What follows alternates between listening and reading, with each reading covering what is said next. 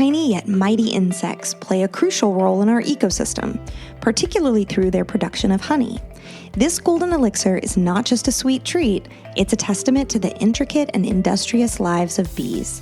Exploring the world of bees and honey reveals a fascinating blend of biology, ecology, and a glimpse into one of nature's most remarkable phenomena. I'm Professor Megan. And I'm Professor Susan, and we're Your Nutrition Profs. We are registered dietitians and college professors who have taught more than 10,000 students about health and nutrition. We have answered a lot of questions about nutrition over the years. Some we get asked every year, and some are rarely asked, but very interesting. We're here to share our answers to these common and uncommon nutrition questions with you. So bring your curiosity and let's get started. Welcome to our class.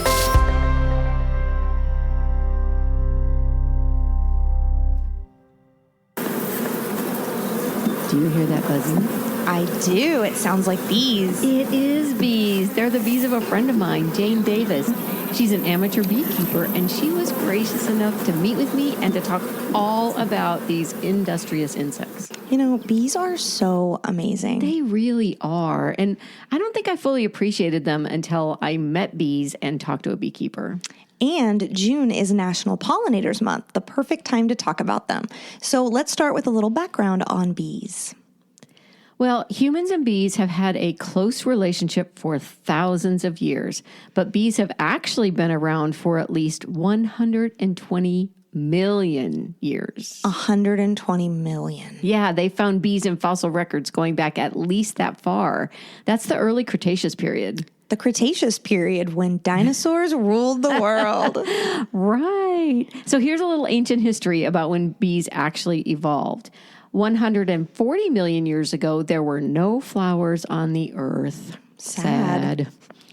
The only plants were things like ferns and other non-flowering plants, and the climate was a little warmer and more humid than it is now. As part of evolution, plants began to produce flowers which contained nectar and pollen. Since plants are stationary, these flowers needed a friend to help them reproduce, what's called a pollinator, and bees were born. Bees share a common ancestor with wasps called a protobee. It had a furry thorax, which all bees still have. By 120 million years ago, there was a massive explosion of bees and flowering plants. This plant-pollinator interaction changed much of the planet's ecosystem. Flowers became more colorful to attract bees because they have relatively poor eyesight. And bees evolved to be better pollinators. They got hairier legs and bodies so that more pollen would stick to them, and their tongues got longer so that they could get at the nectar more easily. At the end of the Cretaceous period was a mass extinction event. The dinosaurs and most other life were gone. But bees survived, and they helped the remaining flowering plants recover and thrive. Bees really are awesome. Now there are about 5,000 species of flowering plants, and all require pollination. So flowers need bees, and bees need flowers. Exactly. Bees need flowers because it's how they make their food, honey, and humans like honey too. I know I do. Well, you're not alone. There is evidence of wild honey gathering by humans in cave drawings that are 13,000 years old. But the first known evidence of actual beekeeping was found on a cave drawing in Spain from 9,000 years ago. But beekeeping really got going in Egypt about 4,000 years ago. Egyptians used honey as a sweetener, as an ingredient in embalming fluid, and as a gift to the gods. They thought bees represented the soul and could deliver messages from gods to man. The Greeks and Romans revered bees too. They also used honey as food and as a gift to the gods, and even as medicine. The Romans became really adept at beekeeping and used not only the honey, but also the beeswax to make things like candles. The industrious bee appears frequently in mythology. It was used as a symbol of the Greek goddess Artemis, who the Romans called Diana. She was the goddess of animals, vegetation, and childbirth, and the favorite goddess in rural areas. It's even said that when the philosopher Plato was in his cradle, a swarm of bees landed around his mouth. A good sign, apparently. And Pythagoras believed that the souls of the wise and ingenious passed into the bodies of bees. The Celts and Saxons believed bees were winged messengers between worlds. And Pope Urban VIII had a bee on his flag because apparently a swarm of bees flew into the Vatican just as he was being chosen in 1623. Wow. Not only that, Napoleon had 3 bees on the flag he designed for the island of Elba in 1814. Bees have been a symbol of industry and a strong work ethic, power, obedience, trust, and fertility. The bee is even a symbol for the god Cupid of Valentine's Day fame. That's really interesting. Well, bees have appeared in texts from all the world's major religions, including the Bible, the Quran, the Torah, and texts from Hinduism. Let's celebrate these bees, especially the honeybee, since it's the only insect that makes food that man can eat. Okay, so let's talk a little bit more about bees. Here are some fun facts. All bees have 5 eyes, 6 legs like all insects, and 2 pairs of wings, which they can beat over 11,000 times per minute. That's why they're so noisy. They can actually fly 20 miles per hour. That's pretty fast. That is. There are about 20,000 different species of bees in the world. About 3,600 are native to the U.S. and Canada, but only a few species actually make honey and live in social groups or hives. The rest are loners. We'll focus on the honeybees that make not only honey, but also beeswax, royal jelly, propolis, which is known as bee glue, and, of course, venom. Susan, have you ever been stung by a bee? I have not been stung by a bee. Wasps, but never a bee. How about you? Yes, once as a kid, going down a slide right into a swarm of bees. Ooh, oops. Yeah, I got a couple. Yeah, they get mad when you do that. I mean, it was my bad. Well, back to bees. There are 3 types of honeybees in a hive: the queen, the drones, which are male, and the worker bees, which are female, and they're the only ones who can actually sting. An average beehive can hold about 50,000 bees, but Jane said that her large hives have about 80,000. Wow. Each honeybee from the same hive has their own specific color identification, probably because they all come from the same queen. They can also distinguish between their own scent, that of a relative, and that of a stranger, and this means that they can avoid flowers that they've already visited. Bees are so smart. A hive of bees can fly over 55,000 miles and collect nectar from about 2 million flowers to make just 1 pound of honey. They are such hard workers. I mean, at least the female. So here's how the pollinator honey process works. A bee flies to a flower, it drinks the nectar of the flower and brushes up against the flower's reproductive parts. Some of the pollen of the flower sticks to the bee's hairy abdomen and legs. The bee then flies to another flower. Some of the pollen from the first flower will be deposited into the second, and the flower will be pollinated. This means it can now produce fruit, things like apples, bananas, melons, peaches, potatoes, or seeds like vanilla, coffee, nuts, and even chocolate. And let's not forget about fats and oils. More than half of the ones we eat come from animal-pollinated plants like sunflowers and canola. Once the bee's full of nectar, it flies back to the hive and deposits the nectar and the pollen that's left over on the honeycomb. It adds a little bit of bee magic, and honey is made. The USDA estimates that 3/4 of the world's flowering plants and about 35% of the world's food crops depend on animal pollinators to reproduce. 1 out of every 3 bites of food we eat exists because of animal pollinators like bees, butterflies, moths, birds, bats, and other insects. And the economic impact of pollination worldwide is, get this, $577 billion per year. That is a staggering amount. That is staggering. Honeybees in the U.S. alone contribute nearly $20 billion. Yeah, that's a more powerful impact than I would have guessed. It's crazy. Well, I got to spend a day with my friend Jane, as I said, and she's an amateur beekeeper in South Texas, and she taught me so much about bees. I asked her why she decided to become a beekeeper and how much it costs to get started, and here's what she said. I started in 2013 or 14. I've always been interested in the bees and thought they're magnificent creatures. And one Saturday, a friend was going to a class in Austin and invited me to go. And it was a class on beekeeping, and it was a nice, informative class. I thought, well, maybe I could put a hive or two out somewhere on the ranch. And so that's how it got started. What does it cost to start a beehive? Like, you have to order bees, I suppose. Well, you've got to have a hive. And a hive is made of a brood box and a super or two supers.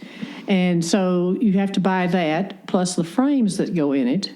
And so there are things that you add to it as you figure out what you need. But for about $600 is what a hive's going to cost you to start from scratch. The bees are probably going to cost, if you buy what they call a nuke, an NUC, like a nucleus. If you buy one of those, it'll probably be about $300 for a queen with about 5 frames of bees coming along with her as her retinue. So if you buy a nuke, and then you would theoretically, if all goes well, you wouldn't have to replenish it. That's right. It will just replenish itself over time. Yes. If you take care of it. Yes.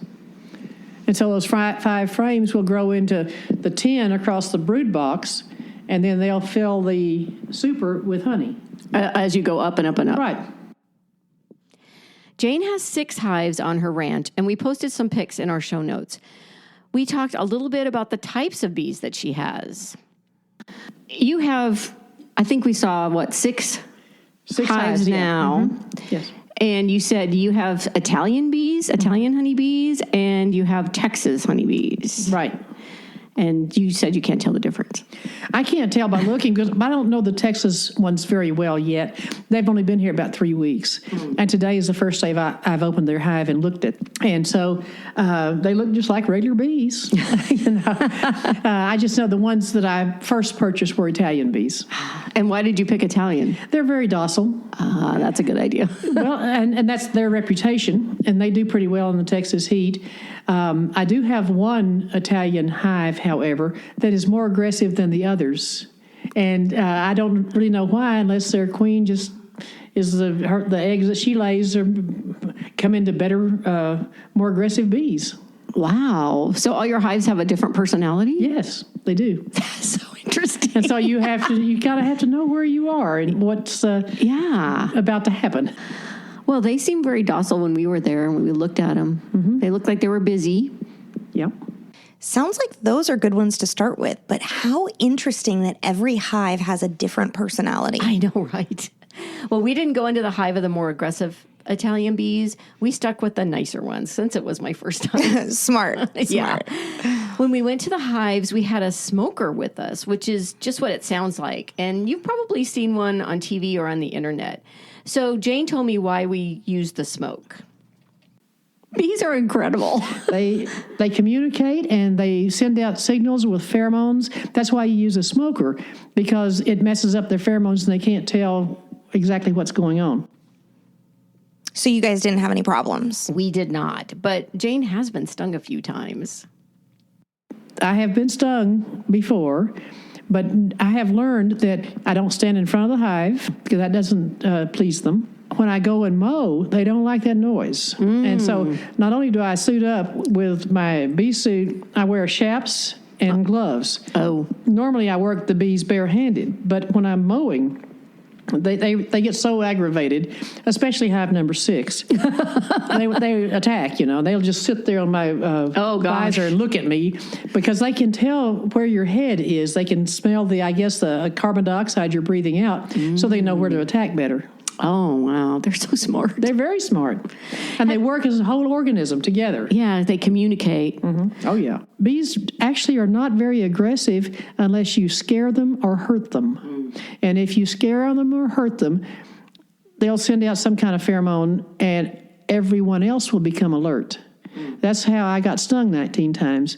I didn't have my suit on. I was just feeding them and I bumped the hive. And one of them came out, was scared, and stung me. Of course, once they sting, they leave their stinger in you. They can't pull it out. And once that happens, the pheromones go that bee's going to die. Right. And everybody else knows it. And so they come out to attack too. And I was trying to walk away. I couldn't run because I just had a knee replacement. So I was walking away as fast as I could, but they got in my hair. And I was shaking my hair trying to get to come out. But by the time I could get far enough away, maybe 200 yards, they'd stung me 19 times. Oh, my gosh. So I didn't like it much. That's an understatement, I would say. Oh my gosh, 19 times. I know. She was really clear, though, that if she gets stung, it's something that she did wrong, not something that the bees did wrong. And as I said, the bees checked me out through the netting of the bee suit, but they really didn't bother me at all. I wasn't ever nervous when I was out there. Well, bee suits are a good thing to have. Oh, yeah, for sure. I think I would have been nervous without the bee suit on. Me too. Yeah. Jane and I spent some time then talking about how the hives actually work and the 3 types of bees, the queen, the drones, and the worker bees. Like all insects, honeybees have 4 life stages: egg, larva, pupa, and adult. A queen's only job is to lay eggs. She'll lay several thousand a year. Some of the eggs are unfertilized, so they have just one set of chromosomes, and these will become males or drones. Other eggs are fertilized and will become either female worker bees or a queen, depending on what it's fed. Right. The queen only lays eggs. After 3 days, the eggs will hatch and become a larva. And then for 5 days, the larvae get fed food from the worker bees. And the worker bees can give them one of 2 types of jelly, either worker jelly or royal jelly. So the workers decide what the egg will become. Right. If they give it royal jelly, it becomes a new queen. After 5 days, the larva chamber is capped, and then the larva becomes a pupa, and it remains in this capped chamber for about 13 days. Then it hatches, and it becomes an adult, and then it can play its role. So it's 21 days from egg to adulthood. And so the larva that the queen is laying her eggs, do those then hatch in the next spring, or do they hatch the same spring? No, the same. It's about 18 to 21 days. What you do is you look in the hive and you see little bitty larvae in these cylinders that where she has laid an egg that's going to hatch into a larva in 3 days. Oh. So if you're looking in your hive to see how your queen's doing, you expect to look in those little compartments and see a little white thing in a lot of them. So after the 3 days, they are sealed up, and then it becomes a larva, and it grows in there until it comes out. As a full-fledged bee. Yeah. Well, the whole from the time that they're born until they get so old they can't forage anymore it could be about 6 weeks. Oh, yeah. So you're constantly renewing the hive. That queen needs to be laying a lot of eggs. And then over the winter, does she lay eggs over the winter too? She'll slow down, but she'll still lay some. Do they come back, or they stay in the same hive year after year after year? As long as the queen stays there, they'll stay. Wow. And as long as she is a producing queen, she's got to lay eggs all the time. That's all she does, lay eggs. And she has a retinue of bees that help take care of her, make sure she's cool enough, make sure she's got food. It is amazing if that queen is failing, the other bees know, and they will create a new queen and feed a larva royal jelly to make it into a new queen. And then if they got some drones around, the queen will go on her maiden flight. She'll get fertilized. All the eggs she ever lays have been fertilized that time. One time. Yep. There'll be thousands of eggs. Wow. She'll probably lay 350 a day. Oh, my gosh. So the only reason to keep the male drones around is in case they have to make a new queen. They don't do anything else to keep the hive going. And in winter, Jane says they get kicked out of the hive, which I found really fascinating. So when you go back in the spring, so over the winter, the bees just live in the hive, but it's just the females. Right. The queen and the female bees are the worker bees. the drones are the male bees, and their purpose is to fertilize the queen. They keep them around in case they need to make a new queen, who the eggs need to be fertilized. And then, since the drones don't work, in the wintertime, they would eat up the honey. They just lay around and eat up the honey, so the female bees push them out of the hive and won't let them come back. And they die. They die. Wow. I mean, it's kind of a cruel thing, but I guess if you don't work, you don't get to eat, and the drones don't work. She told me that she'll find lots of dead drones on the ground in wintertime. It sounds like the female worker bees are the true heroes of the hive. Absolutely. They really keep it going. I mean, they take care of the eggs and the larvae. They forage for the nectar and the pollen from flowers, and they make the honey that they eat. Society would collapse without these hardworking ladies, just like ours. You're so right. So let's talk about the honey that bees make. Of course, that's what we take from the hives for ourselves, and we've been robbing honeybees for thousands of years. But what's actually in it? Well, 80 to 85% of it is sugar, but it also has a tiny bit of protein, vitamins, and minerals. The nutrient content of honey varies greatly. It really depends on the pollen and the nectar that they get from flowers. So it varies based on the season, weather patterns, and the location of the bees. This also changes the flavor. And honey also contains a little bit of water, about 18%. The honey is sealed. And it's very interesting about the sealing of the honey because the bees know exactly when it's 18% moisture, and that's when they seal it. Really? If you do it with too much moisture, it'll ferment. Oh, my gosh. So when it's 18%, they seal it. And I don't know how they know. They just do. That's crazy. Honey is food for the bees, but humans primarily use it as a sweetener. Before sugarcane was cultivated, it was really the only sweetener available. So Jane and I talked about how she actually harvests her honey. Okay, so the honey, you said you extract it in like mid to late summer. Yes. And is that just in Texas or is that nationwide, like the time? I'm sure it is just in South Texas because in the north, you have to think about the bees, and they need to have food for the winter. So you want them to have enough. Well, in South Texas, the flowering season is going to be finished, and they will have made all the honey they're going to make by late July, August. Maybe it's according to the year, but you might even go into September. But they've made all they're going to make. And so you can see their honey stores. And you are going to now rob the hive. You want to leave at least 30 pounds of honey in there. Oh. For them to have over the winter. Probably a little more than that. And so if you have a box where the honey is placed, and it's a medium frame box, the box will probably weigh about 40 pounds of honey just in that box. And so if you have two of those boxes, you've got a lot of honey in there. So there will be plenty for you and the bees. Yeah. So what do you take, about half, or you just take... I just make sure that the hive is going to have at least probably 40 pounds of honey in it when I'm done. Yeah, I don't want to be greedy. And I've got plenty of honey, Yeah. And I'm not trying to sell it myself. Right. So all my friends get some. And, yes, we do, and it's delicious. We have honey, year round. It'll be interesting to see if the honey from the Texas bees tastes differently than the honey from your Italian bees this year. Yes, but they're going to all be eating the same thing. Same. So it's based on the flowers and whatever. Yes. So you don't think it's going to be very different? I doubt it. I do know it's been different from year to year.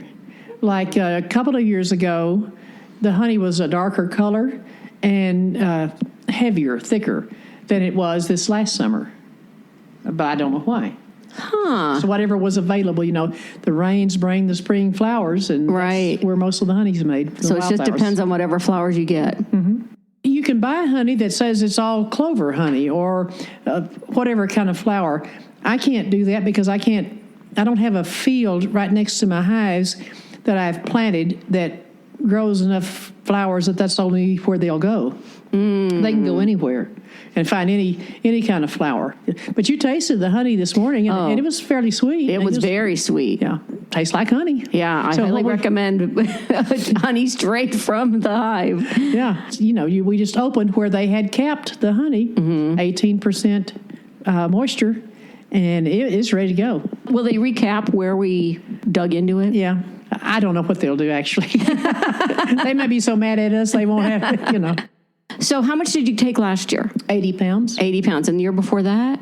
60. So you've been doing this? No, actually, the year before that was 0. I didn't take any because I had to feed the bees, and I don't take the honey if I've been feeding them. Oh. I only take the honey if they've been having enough wildflowers. So it was 80 last year. The year before it was 0, and the year before that it was 60. So this will be your 4th year? Yes. To get honey. And so when you go to get the honey out, can you kind of go through that process? Well, we suit up and light the smoker and go down there and open the hives and try to figure out if it's got a lot of honey in it. We take the frames that we're going to use and put them in a box, a frame box, in the back of my little buggy and haul them to the house. And so anyway, you have to cut the top off of the hexagonal shape in the cone. Oh, right. Where the honey is stored. Yeah. And so you cut the top off of that, and then the honey just drips out. We put them in an extractor that I showed you, which is centrifugal force, or you sling it to make it drip out faster. And then you catch the honey. Then you put it into a bucket. I always run it through a couple of strainers before I put it into any buckets. And then I take it home and let it sit for a while, and then I strain it some more. Yeah, you said you strained it 4 times? Yes, at least. We posted a pic of our honey extractor in the show notes. Harvesting honey, or robbing the bees, as Jane calls it, is pretty labor intensive, but for her, it's a labor of love. Humans have been using honey as medicine for at least 6,000 years, primarily for sores and wounds, but also for coughs and inflammation of the respiratory system. Yeah, and we still use it for that. I mean, honey is a common ingredient in cough drops and in cough medicine. It does have some anti-inflammatory properties too, and there is some evidence of anti-cancer activity and reduction of cardiovascular diseases with the consumption of honey. But it really is wound care where honey shines. Honey has antibacterial, antifungal, and antiviral properties and promotes wound healing. When honey is put on wounds or burns, it causes inflammatory cytokines from surrounding healthy tissue to be released. This helps to clean the wound and accelerate healing. But not all honey is created equal. According to several sources, local beekeeper raw honey, like Jane's, tends to have up to 5 times more antimicrobial potential than store-bought honey. Right. Store-bought honey is pasteurized, which means it's heated to a very high temperature for a short period of time. This is to kill harmful microbes that may be in it, and it does make the honey a bit safer to eat. This also extends its shelf life. Raw honey basically goes straight from the hive to the jar, so the antimicrobial activity remains. However, raw honey can definitely have some of these harmful microbes in it. The most common harmful microbe in honey is Clostridium botulinum. And that is the main reason honey should never be given to an infant less than 1 year old. The small amount of Clostridium in honey is generally not harmful for adults, as our immune systems can fight it off. But the immune system of infants is still forming, so a Clostridium infection can be serious for infants, causing muscle weakness and breathing troubles. Right. I mean, for infants, even pasteurized honey can be deadly. So no honey of any kind until after their first birthday. And because of these microbes, you probably don't want to put any honey on your burns or wounds unless it's medical grade. Like Manuka honey. It's the most studied variety, and it was the first in the U.S. to be FDA approved. It's officially registered as a medical device, like contact lenses. To be FDA approved, the honey must be completely free of pesticides, herbicides, and pollutants, which is impossible for raw honey. It must also be sterilized with gamma irradiation to kill those pesky Clostridium spores. But an internet search will tell you that Manuka honey can cure almost anything. It is made in Australia and New Zealand, and the bees pollinate the native tea tree plant. It does have high antimicrobe effects. The Manuka honey producers came up with a potency scale, and they rank their honey using what they call a unique Manuka factor, or UMF scale. Anything with a ranking over 10 can be sold as Manuka honey, but doctors and researchers aren't really sure if this rating means anything from a medical standpoint. So perhaps it's primarily a marketing tool? Yes, but the Natural Medicines Comprehensive Database does list honey as possibly effective to treat mild burns and wounds. I got to try some of Jane's bees' honey directly from the hive. I mean, I had it before. She gives us honey every year from her hives, but this was like right out of the hive, and it was so good. It was really clear in color, kind of a very light tan, and very sweet. If you ever get a chance to try honey directly from the hive, do it. I've also read that since honey originates from local flora, it can strengthen the immune system against allergies. So in theory, if you have plant allergies, you should consume local honey. Well, that idea makes sense. I mean, if you're allergic to something, the treatment is often introducing a small amount of the allergen over a prolonged period to help your immune system tolerate it. But of course, there's a but. In reality, the scientific evidence isn't great that local honey can help seasonal allergies. Sorry. The reason? Seasonal allergies are usually caused by airborne pollen that blows in the wind from trees or grasses. Bees' honey is made from pollen from pretty flowers. It's not airborne. So it's not the same thing. Well, that's too bad. But eating local honey is still delicious, especially if you can get it straight from the hive. So true. The last thing Jane and I discussed is how she keeps her hives healthy. Varroa mites are a problem in South Texas, and you can buy drugs that you put in the hive that stop the Varroa mites. But you have to do it about, some people do it 4 times a year. I think I'd do it about twice. So you just put a strip in there with the medicine on it that kills the Varroa mites. Oh. And then if it's a very serious drought, there's nothing for them to eat. I feed them sugar water. Wow, just like hummingbirds. Yeah, or you can buy bee food that's in a powder form, and you just put the powder out, and the bees will eat that too. You want them to have some protein and some sources of food. So when it gets real dry, like August, I feel sorry for them, so I feed them. Yeah, it's hot. Yeah. Oh my gosh. And I put shade over the hives too. Oh, that's nice. And you did have water out there for them. Yes. And then you were also talking about pesticides, but you don't use them anymore. I don't. Around the ranches around here, a lot of people have, they put out fertilizer in the spring, and accompanying the fertilizer, they have sprayed weed killer. Well, the weed killer kills all the blooming wildflowers. Right. And then, of course, the bees ingest it and kills the bees. So in my place, we don't use weed killer, but there are other places contiguous to mine that do. Yeah. So I still have to worry about that. So have you noticed anything? I mean, you're on 200 acres, so... Right, but I've put the bees more in the center of the place, so they shouldn't have to go next door. Mm-hmm. Of course, I don't know if they do or not. Right. But they may go a mile or so in foraging.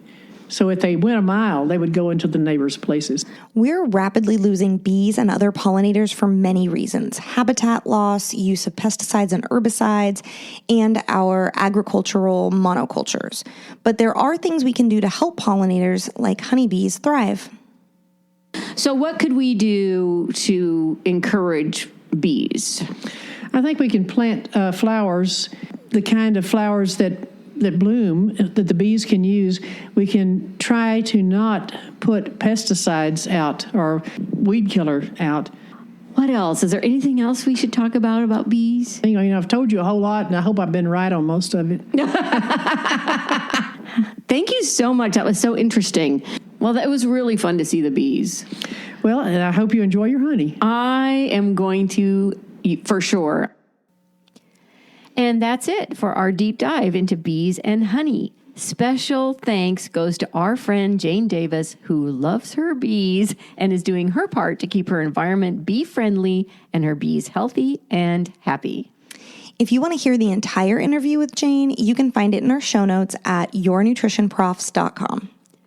So go out and plant some pollinator-friendly flowers in your neighborhood. The USDA has some really great resources that we'll also link in our show notes. They have a pollinator-friendly planting guide where you can enter your zip code and then download the one for your region, and a searchable database with a list of plants on an Excel spreadsheet. Check it out. And try some local honey. You'll be supporting bees and local beekeepers. Thanks for joining us today. Class dismissed.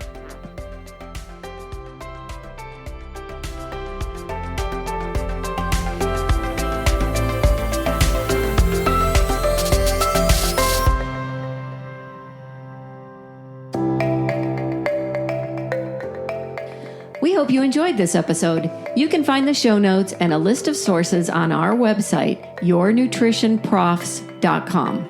Your homework is to follow us at yournutritionprofs on Instagram and to listen to our next episode. You can listen on Amazon Prime, Apple Podcasts, Spotify, or anywhere podcasts are found. We'd appreciate it if you'd like us, write a review, subscribe, and invite your family and friends to join us too. If you have a nutrition or health question you'd like answered, let us know. We may do a show about it. Send an email to yournutritionprofs@gmail.com or click on the Contact Us page on our website. Thanks to Brian Pittman for creating our artwork. You can find him on Instagram at BrianPittman77. See you next time.